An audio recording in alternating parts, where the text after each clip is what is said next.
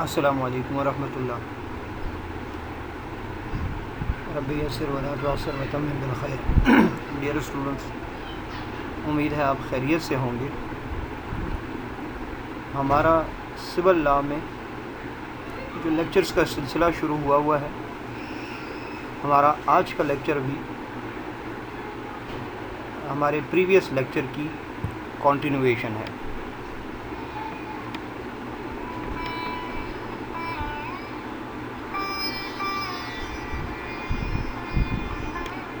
آپ کو یاد ہوگا کہ ہم نے پریویس لیکچر میں ریس جوڈیکاٹا کے بارے میں بات کی تھی، یعنی کہ ا میٹر آلریڈی ڈیسائیڈڈ، امر فصیل یا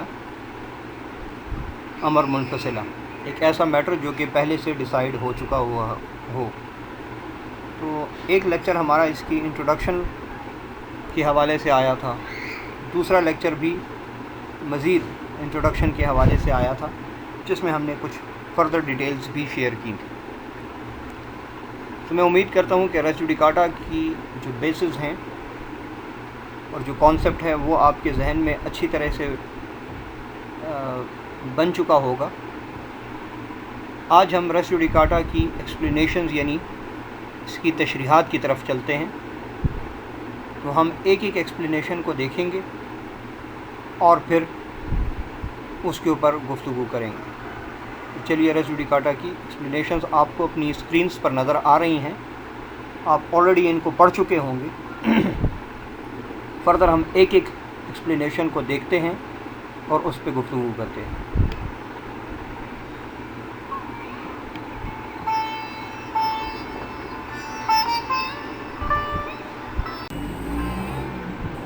explanation number 1.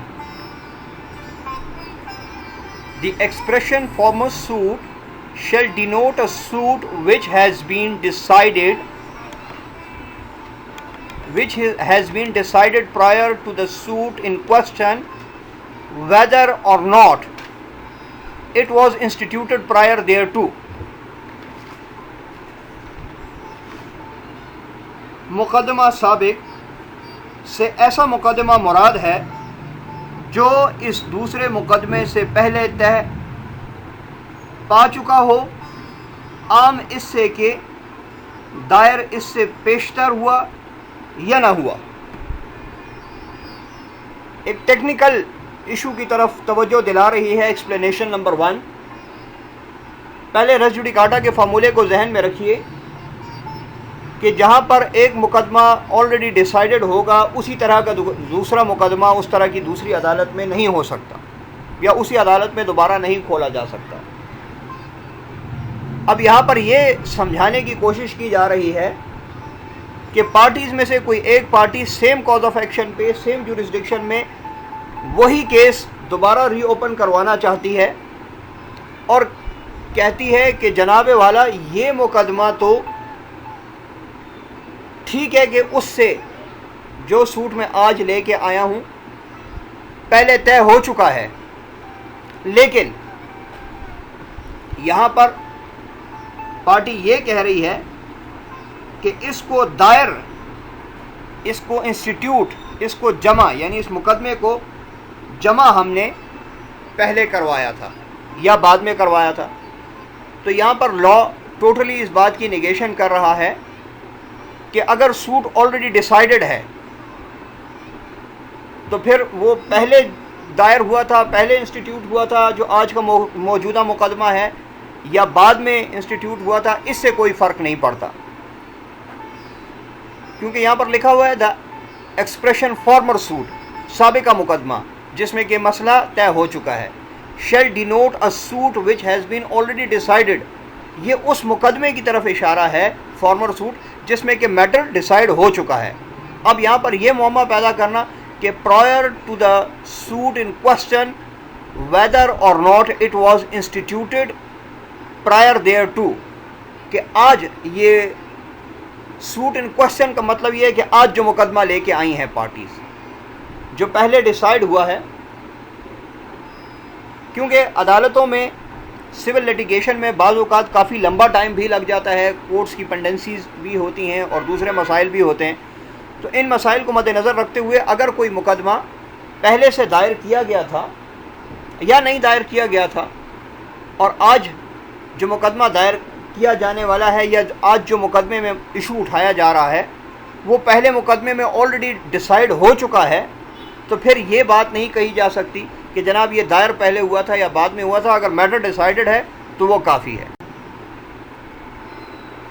Explanation 2. For the purpose of this section, the competence of a court shall be determined irrespective of any provision as to a right of appeal from the decision of such court.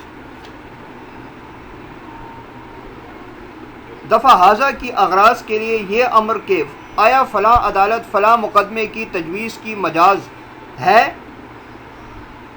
بلا لحاظ کسی شرائط حق ارجاء appeal عدالت مذکور کے طے کیا جائے گا.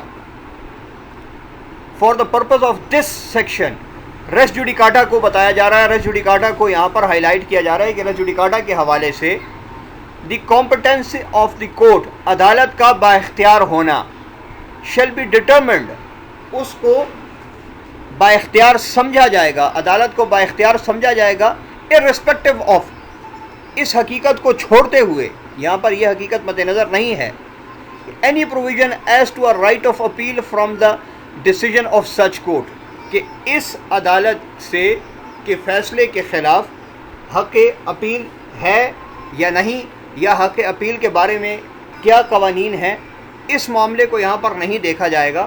بلکہ اگر ایک کورٹ نے ایک ڈیسیجن کو اوارڈ کر دیا ہے، عدالت نے ایک فیصلہ دے دیا ہے، تو same parties same cause of action کو لے کر دوبارہ اسی عدالت یا اسی جیسی عدالت میں نہیں آ سکتی تاکہ اس کیس کو ری اوپن کروا سکیں. Explanation 3. The matter above referred to must in the former suit have been alleged by one party and either denied or admitted expressly or impliedly by the other party یا or other. ضروری ہے کہ مقدمہ سابق میں امور متذکرہ صدر کو ایک فریق نے تسلیم کیا ہو یا دوسرے فریق نے صراحتاً اس سے انکار کیا ہو یا پھر اس کو اقبال کیا ہو.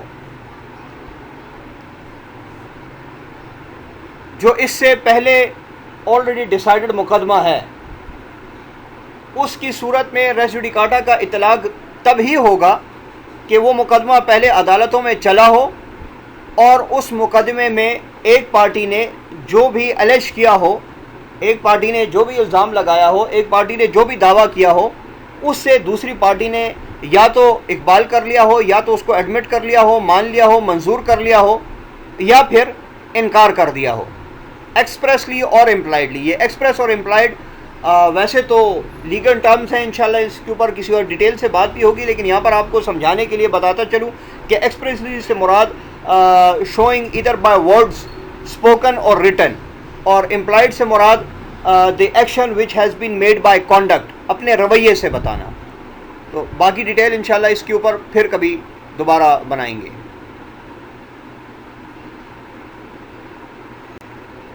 Explanation 4.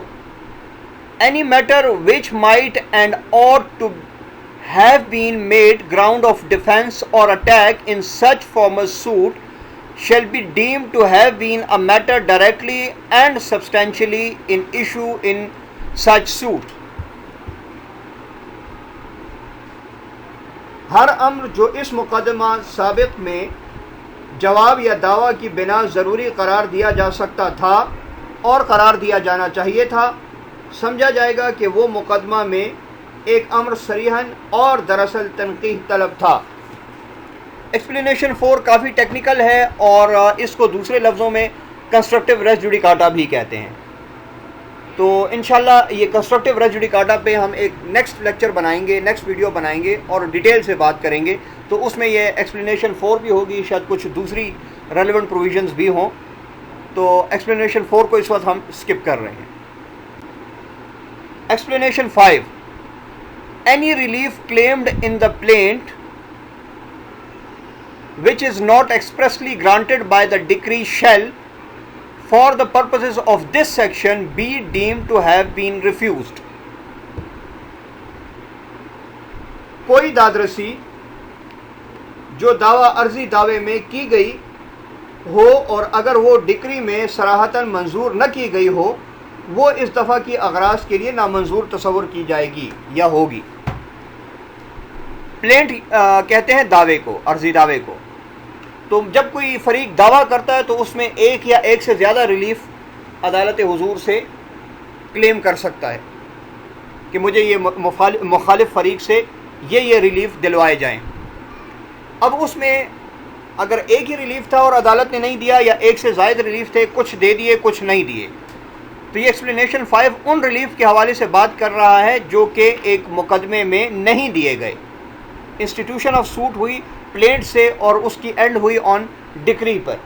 ڈکری تک کوئی ایسے ریلیف تھے جو کہ پلینٹف کو نہیں ملے، تو پھر وہی پلینٹف اسی ڈیفینڈنٹ کے خلاف سیم کاز آف ایکشن کو لے کر سیم جورسڈکشن کی عدالت میں دوبارہ نہیں آ سکتا کہ جناب والا میرے پہلے والے مقدمے میں مجھے relief number A B and D تو دے دیا گیا تھا لیکن سی سے انکار کر دیا گیا تھا.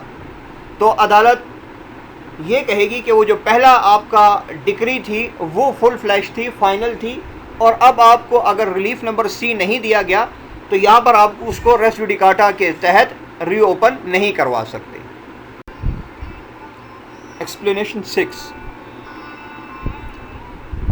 Where persons litigate bona fide in respect of a public right or of a private right claimed in common for themselves and others, all persons interested in such right shall, for purposes of this section, be deemed to claim under the persons so litigating.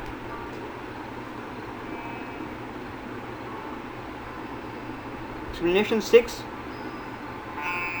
جس حال میں کہ اشخاص بابت کسی حق عام یا کسی ذاتی حق کے جس کا دعویٰ وہ واسطے اپنے اور دیگر اشخاص کے بشرکت کرتے ہوں دائر کریں، تو تمام اشخاص جو اس حق میں غرض یعنی انٹرسٹڈ ہوں گے، انٹرسٹ رکھتے ہوں گے، اس دعوے کے مطالب کے لیے ان اشخاص کے ذریعے دعوے دار سمجھے جائیں گے جنہوں نے ایسے تنازع کو رجوع کیا.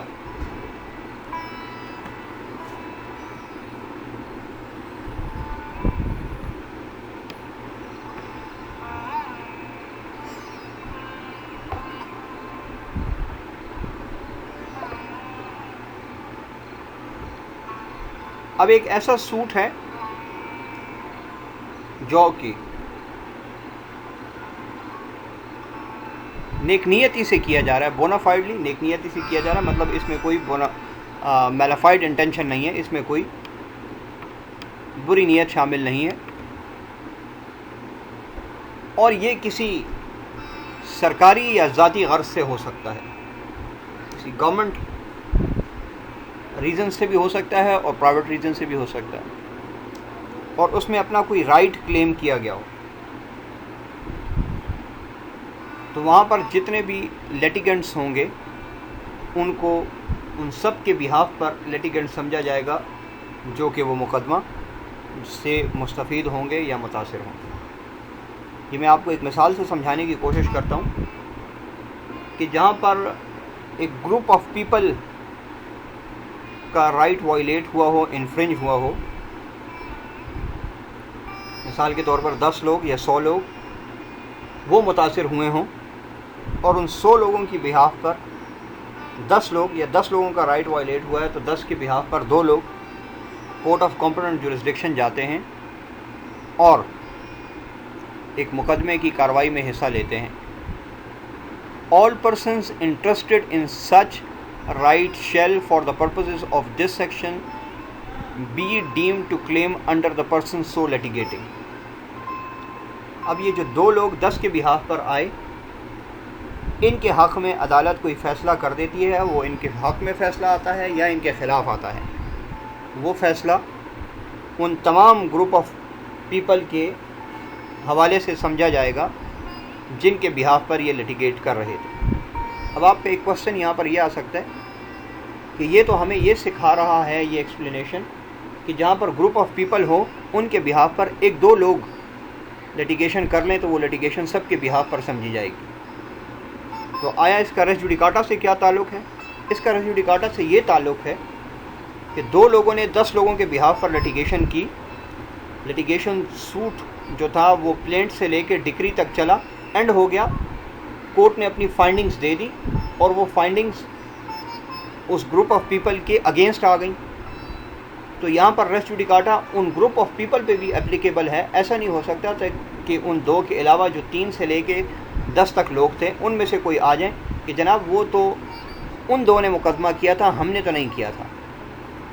چونکہ same parties, same cause of action, same jurisdiction تھی، اس لیے پارٹیز کا چینج ہونا یہاں پر یہ مراد نہیں ہے کہ یہ پارٹیز، کیونکہ جب ریلیف ملتا تو وہ انٹائرلی سب کے لیے ملتا جتنے لوگ اس ریلیف سے فائدہ مند ہوتے. اسی طرح سے اگر متاثر ہوئے ہیں تو سبھی لوگ متاثر ہوئے ہیں. وہ جو ریمیننگ کنٹیسٹنٹس ہیں جو کہ خود تو عدالت نہیں آئے لیکن ان کے بہاف پر ان کے ساتھیوں نے سوٹ کنٹیسٹ کیا تھا، تو یہ سب کے لیے فیصلہ آ گیا. میں امید کرتا ہوں کہ ایکسپلینیشنس کی آپ کو سمجھ آئی ہوگی. ان ریس جوڈیکاٹا کو ایک میگزم کے ذریعے ایکسپلین کرنے کی کوشش کرتے ہیں. نیمو ڈیٹ بس وزاری ایڈم کوزا، جس کا مطلب ہے No man ought to be put to trouble if it appears to the court that it is for one and the same cause, or no one should be tried twice in respect of the same matter.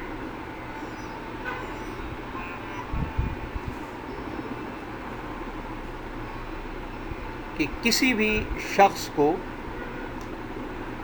اخلاقاً بھی اور قانوناً بھی ایک ہی cause of action پر، ایک ہی وجہ تنازع پر، ایک ہی معاملے میں بار بار عدالت نہیں بلایا جا سکتا، بار بار اس کا ٹرائل نہیں کیا جا سکتا، اور بار بار اس کو جو جوڈیشل پروسیڈنگز ہیں ان سے نہیں گزارا جا سکتا. ایک ہی شخص کو ایک معاملے میں 2 مرتبہ عدالت نہیں بلایا جا سکتا. فردر ایکسپلینیشن ایک دوسری میگزم دیکھتے ہیں. No person shall be twice sued upon the same set of facts if there has been a final decision of the competent court. The maxim reflect the principles underlying the doctrine of estoppel per rem judicatum. اس کا مطلب ہے prevent a person from reopening questions that have been adjudicated upon by a court of competent jurisdiction and issue estoppel. تو وہی باتیں ہیں کہ ایک شخص کو ایک ہی جیسے معاملات میں اگر جوڈیشل پروسیڈنگز ہو چکی ہوئی ہیں، اس کے اوپر کوئی final decision of the court ہو چکا ہے، تو دوبارہ سے نہیں بلایا جا سکتا، دوبارہ پروسیڈ نہیں کیا جا سکتا. کنکلوژن کی طرف چلتے ہیں. کولیٹرل اسٹاپل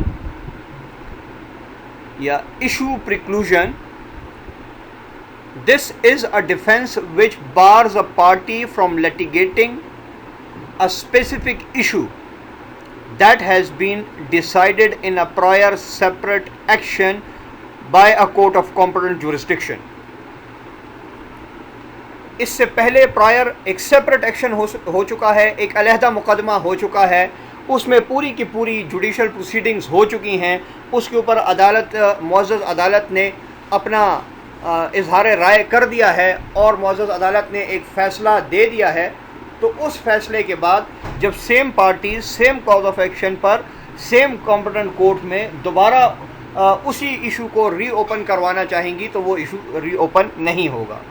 میں امید کرتا ہوں کہ یہ لیکچر آپ کو سمجھ آیا ہوگا اور آپ نے اس سے بہت کچھ سیکھا ہوگا.